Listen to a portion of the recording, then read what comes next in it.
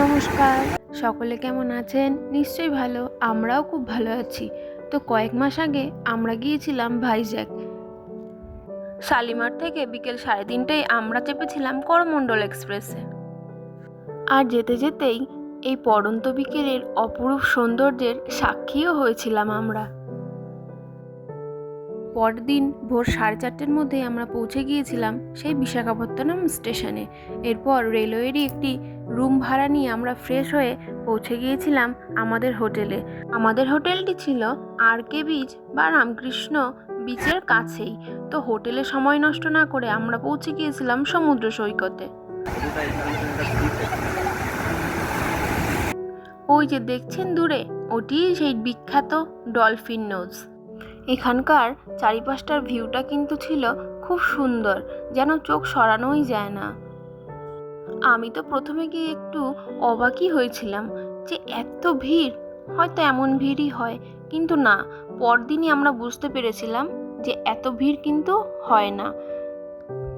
তো সেদিন এত মানুষের জমায়েতের পেছনে কিন্তু একটি কারণ ছিল।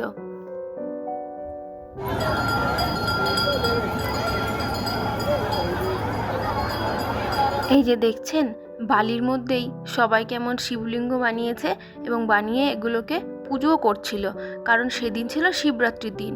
হয়তো এটা তাদেরই কোনো সাংস্কৃতিক অনুষ্ঠান বা যাই হোক, ব্যাপারটা কিন্তু ছিল খুব ইন্টারেস্টিং। এরপরে রেস্ট নিয়ে আমরা পৌঁছে গিয়েছিলাম সেই কৈলাসগিরি পর্বতে। উঠেছিলাম রোপওয়েতে। রোপওয়েতে ওঠার ভাড়া ছিল মাথাপিছু 150 টাকা। এছাড়াও চাইলে গাড়িতে করেও ওঠা যায়, গাড়ির ভাড়া 50 টাকা করে, মোট 100 টাকা আসা যাওয়া। ওই যে দেখছেন রাস্তা, ওটিই কিন্তু পাহাড়ে ওঠার রাস্তা। আর এই পাহাড়টির বিখ্যাত জিনিস হলো এর মাথাতেই রয়েছে ভগবান শিব এবং পার্বতীর খুব সুন্দর মূর্তি। আর তাছাড়াও এখান থেকে পুরো সমুদ্রটি খুব সুন্দর করেই দেখা যায়। এর জন্য এই জায়গাটি এতটাই বিখ্যাত। যদিও আমরা গিয়েছিলাম একটু অফ সিজনে, তাও কিন্তু পর্যটকদের কোনো কমতি নেই। তো আমরা এখন আছি একদম কৈলাসগিরি পর্বতটির টপে। এখান থেকে কিন্তু ভাইজ্যাক সিটি বা বিশাখাপত্তনম শহরটি খুব সুন্দর দেখা যায়। আমাদের প্রায় 3 মিনিট সময় লেগেছিল ওপরে উঠতে।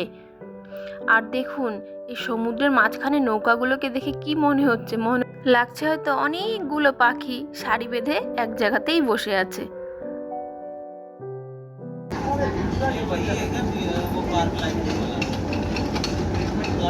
এখানে বাড়ি হলে না সেই লাগছে, বাড়িটা এখানে বানানো হবে।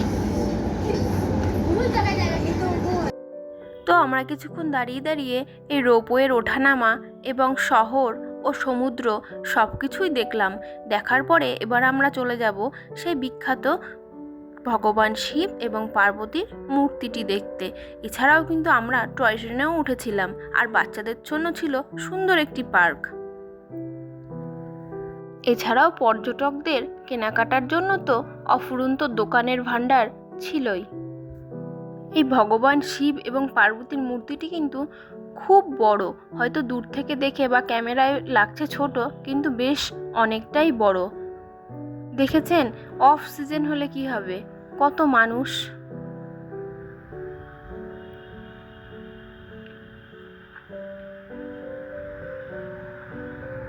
আর এর ঠিক সামনেই কিন্তু ছিল একটি ভিউ পয়েন্ট, যেখান থেকে আপনি সমুদ্রটি খুব সুন্দরভাবেই দেখতে পারবেন।